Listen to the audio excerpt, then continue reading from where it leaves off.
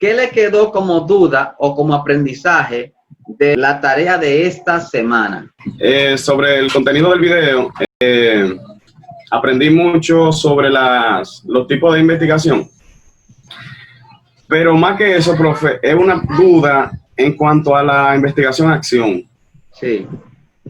¿Por qué solo si puede ser docente puede intervenir con esa investigación? La investigación-acción tiene ciclos que empiezan con la observación, después la reflexión, después la planificación, la aplicación, vuelve a observar, vuelve a reflexionar, vuelve a aplicar, y son ciclos y ciclos, nunca termina. Eso tú no lo puedes hacer en un grupo donde tú lo ves una vez a la semana y no lo ves más. Eso es para grupos donde tú estás permanente. Y para corrección de Nadir, el hecho de que tú tengas un grupo, por ejemplo, tú eres pasante, estás dando la asignatura de pasantía y vas a estar ahí 3 semanas, 4 semanas, tú no eres profesor de ese grupo. El profesor está permanentemente con el grupo y puede influenciarlo, incluso poniendo en práctica las reflexiones que hace, llevándola a que cambie y mejore su práctica, y vuelve a observarla y vuelve a reflexionarla y vuelve a aplicar nuevos rigores, y va haciendo progresivamente ciclos y ciclos y ciclos y ciclos. Ese es el problema de la investigación-acción, que nunca termina. Y vamos a ver, Valeria, adelante. Profe, que yo viendo el video y lo que pude investigar, yo dije, pero yo no sabía qué tipo de tesis yo hice, con qué paradigma se hizo mi tesis, y lo que pude aprender en el video y los materiales de eso, más lo que yo investigué, en mi tesis se trabajó con el paradigma positivista, que yo no lo sabía en sí, o sea, o no tenía la total claridad, más bien. Okay. Y es importante esos 3 puntos, saberlo y tener. Aspecto metodológico de la investigación.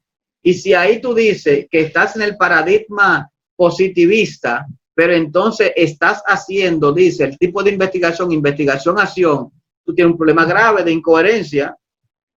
¿Me entiendes? Entonces tú tienes que ser coherente. La característica más importante de tu tesis es la coherencia. Si hay problema de coherencia, la tesis te la van a desaprobar. Tú puedes tener un problema de redacción que tengas que corregir, de una idea, de un poco de asunto gramatical corregible, pero un problema de este tipo metodológico, insalvable. Eso te va a poner en una situación bien difícil. De lo que estamos viendo es que cada uno de los tipos de investigación, de estos 3 tipos, tiene una metodología y es distinta. El informe es distinto, la metodología es distinta. Entonces, lo estamos llevando a una de ellas, que es la investigación del tipo cuantitativa, que pertenece al paradigma positivista. ¿De acuerdo? Por eso utiliza hipótesis. Por eso utiliza esta estadística. Y tú vas a tener que tener una población y una muestra. Y va a tener que hacer cuadros, y va a tener que hacer tabla de frecuencia, y va a tener que utilizar posiblemente fórmula para determinar la selección muestral, que lo vieron en estadística. Una pregunta. O sea, no he trabajado nunca con la cualitativa. O sea, mi experiencia ha sido con la positivista, con la cuantitativa. En la cualitativa no se realizan tablas, no se hacen conteos. O sea, eso. Bueno, lo que no puede tener tabla, porque la tabla no es más que la cuantificación de la frecuencia con que aparece un hecho. ¿Se entendió eso? Una tabla es decir, de 50 muchachos que le di y que yo le puse chicle, menta y caramelo, ¿cuántos de ellos prefirieron el caramelo? ¿Cuántos prefirieron el dulce, el chicle? ¿Y cuántos prefirieron la menta? ¿Qué por ciento es de 50? Pero si yo no tengo estadísticas, sino que yo voy a trabajar con un niño, con 5 niños, porque tienen una característica, digamos, cómo reacciona, cómo influye la actividad física en un niño con síndrome de Down para la mejoría de su situación. Yo estoy estudiando ese caso, no estoy estudiando una estadística, sino una persona. Entonces, sobre esa base es que trabaja lo cualitativo. Se fundamenta en las cualidades, no en las cantidades. Por eso no hay significación muestral. En la investigación cuantitativa tiene que haber una significación muestral y se usa una fórmula para determinar la calidad de la muestra, para determinar la significación muestral. Buena, profe. Sí. Que, bueno, ahorita como te hizo, empezó la intervención, que estaba hablando del paradigma crítico, yo quería también recalcar, es decir, que según el investigador se involucra con el grupo, que por eso el compañero y yo, en el video dice el todo. O sea, si nos damos cuenta, nos menciona los paradigmas, nos menciona los tipos de investigación, los métodos, todo nos lo va mencionando en el video usted y también en el libro que usted nos envió. Entonces, yo lo que hice fue, como dijo el compañero, que me puse a verlo detenidamente en cada paradigma. Y lo mismo que usted decía, casi es la respuesta de lo que tenemos que llenar. Vea, si nos damos cuenta. Y lo que sí, ya, y lo que te falta está en el libro. Por eso le indiqué. Exacto. ¿Cuál es la parte que no trata el video? Porque no es para tratarlo todo junto, los métodos, y por eso lo mandé a la página 141, la 144, para que vean los tipos de métodos en grupo, ¿verdad? E incluso la explicación de la diferencia que podría parecerle a ustedes como duda entre técnica y método. Técnica, método e instrumento, que sería una clasificación positivista, cuantitativo, ¿no? No es una recomendación, no es, Juan José, no es una recomendación. Es que así es que tienen que hacerlo, porque así que lo manda el programa. Ah, ok, porque yo tenía duda por el crítico. Usted sabe que es un híbrido que tiene de los dos. Entonces yo decía, pero ven acá, pero puede trabajar con este, porque como tiene el cuantitativo cualitativo, a la vez se podía trabajar, que es un híbrido entre los dos. Para tu práctica particular, personal, profesional, sí, pero para los requerimientos de la maestría, te va a exigir que sea cuantitativa. Ah, ok, esos son parámetros. Entonces, okay. Sí, claro. Además de que no tenemos tiempo para formar. Sí, correctamente. Así, presentarle lo que vamos a hacer esta semana.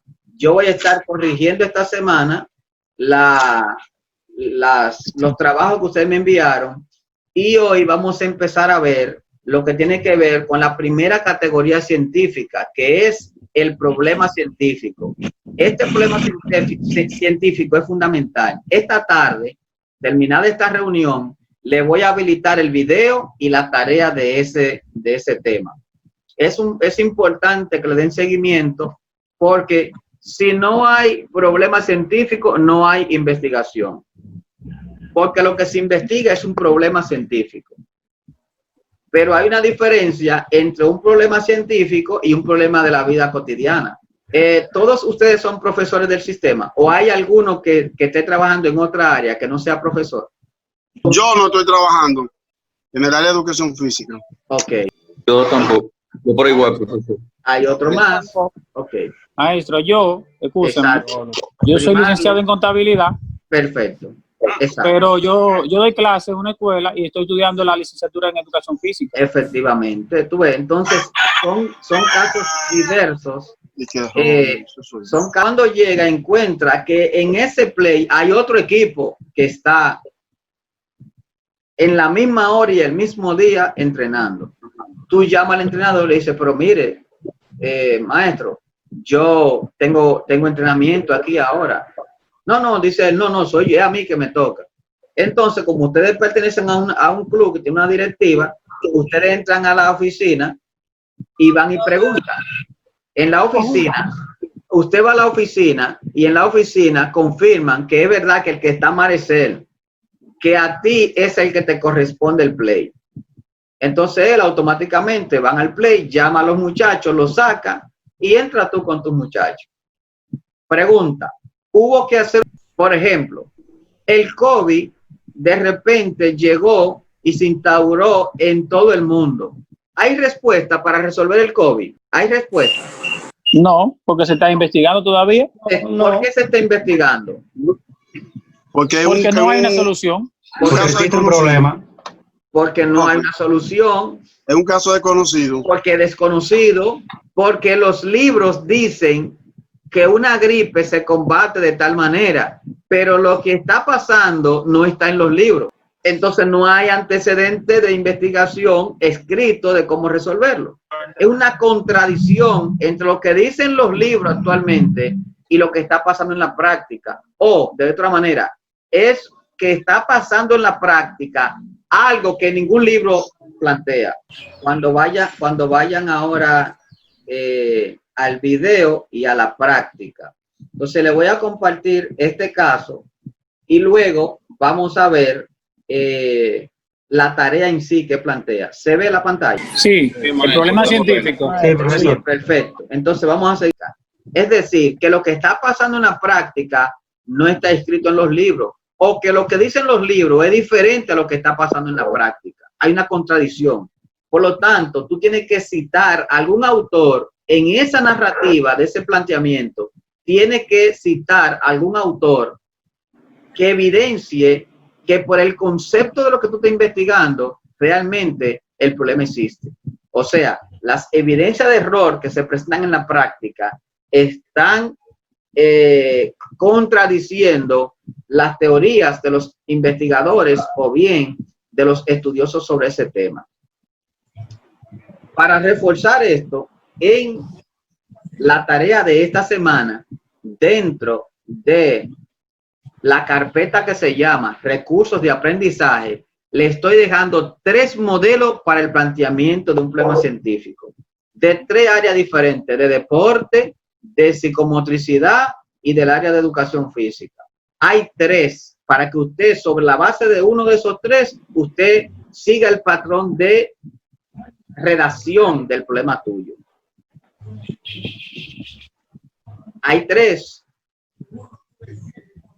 Es decir, si para muestra un botón, ahí tienen 3 botones.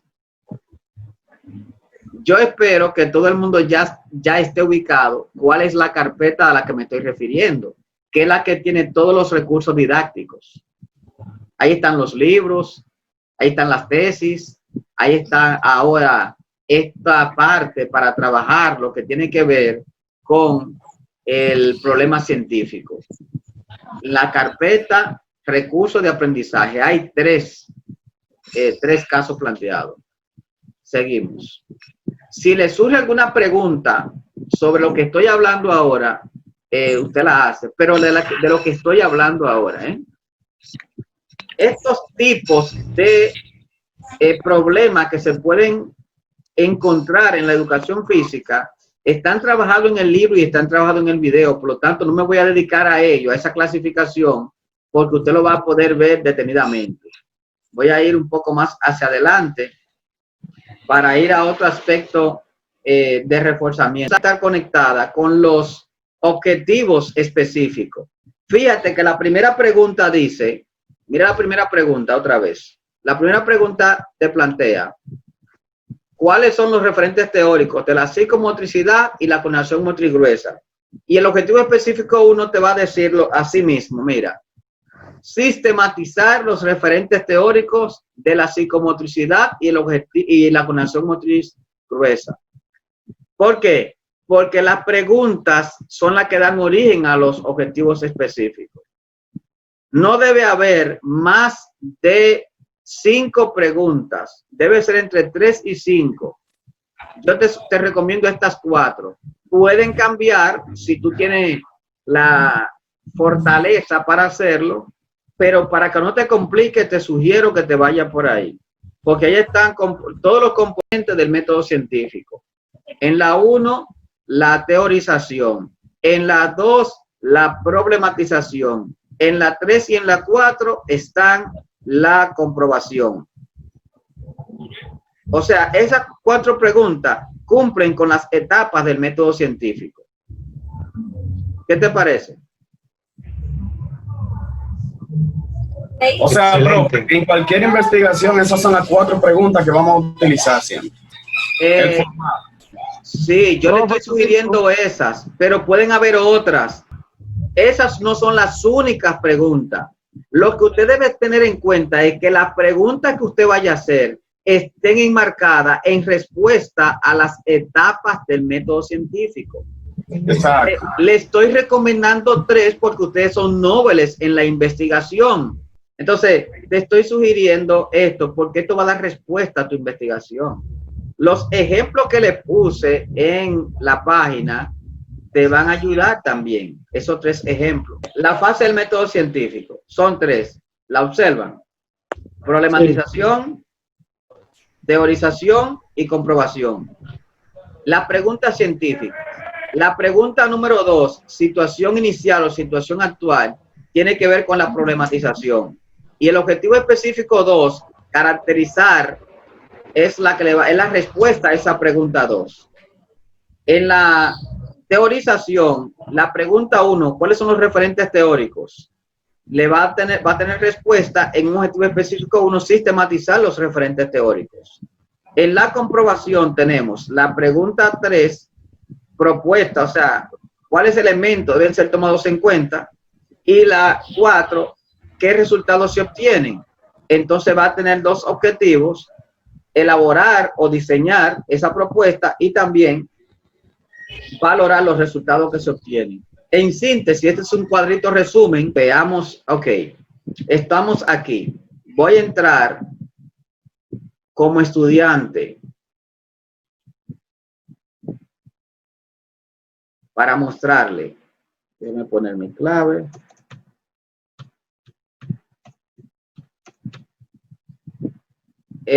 Una debilidad que he visto tanto en la primera asignatura como en la primera tarea como en la segunda es que algunos de ustedes no están leyendo detenidamente la asignación.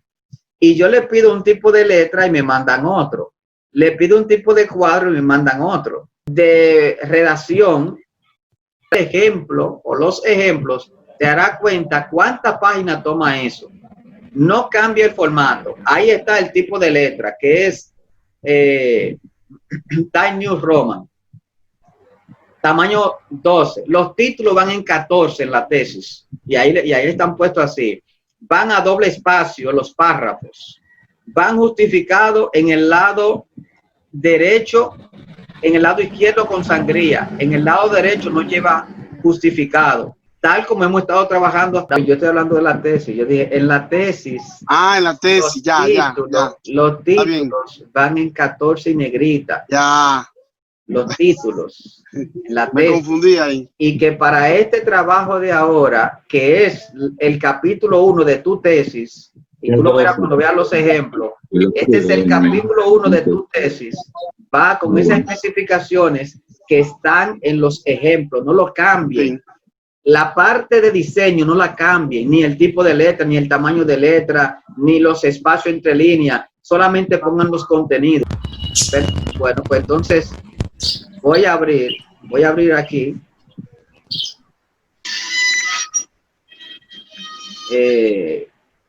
Voy a abrir un caso para que ustedes vean a qué nos referimos cuando decimos del tipo de redacción. Caso 1.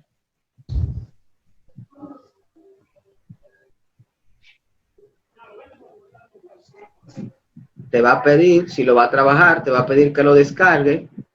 Entonces lo voy a descargar para entonces abrirlo.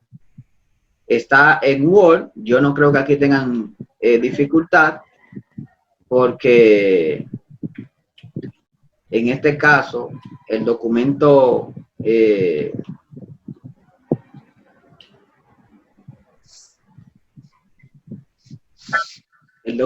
suficiente esclarecedor. Déjenme abrirlo directamente aquí desde los guardes.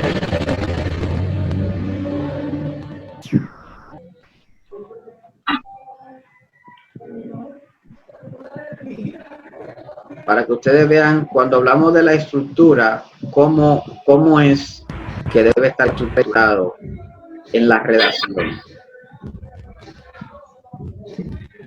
Cualquier error de tipo gramatical, aunque procuramos corregir la mayoría, estos son también ejemplos de otros compañeros de ustedes en otros programas que hemos asesorado y que entonces hemos aprovechado para utilizar con ustedes esos mismos ejemplos.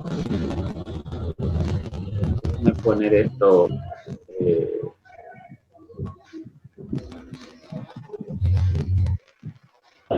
Aquí.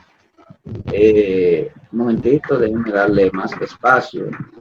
Profe, una pregunta con relación a la redacción, que me encuentro extraño. ¿Por qué no se usa el justificado? Porque APA así lo requiere. Eso es APA. Ah, ok.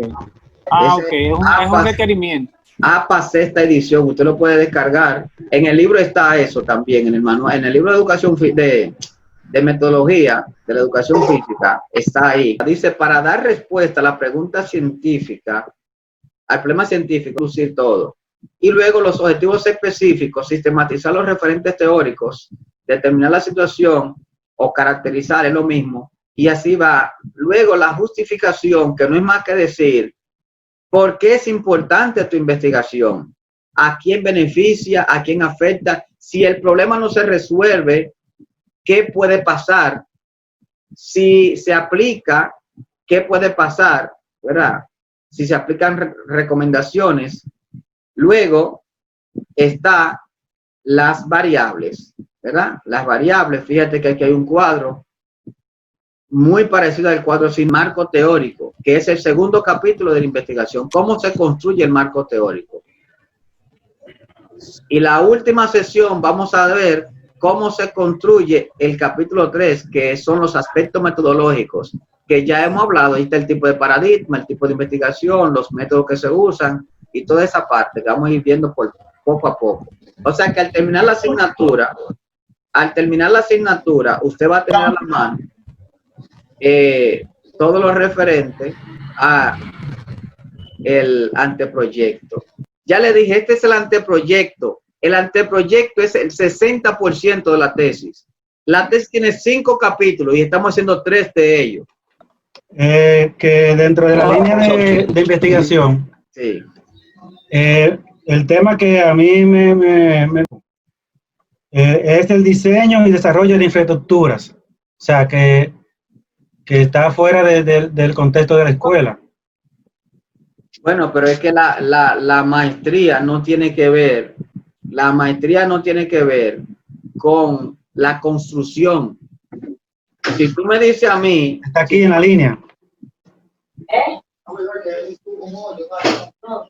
Si tú me dices a mí, porque ahí puede decir lo que diga, pero si tú no eres capaz de llevarlo a la educación física, no tiene sentido.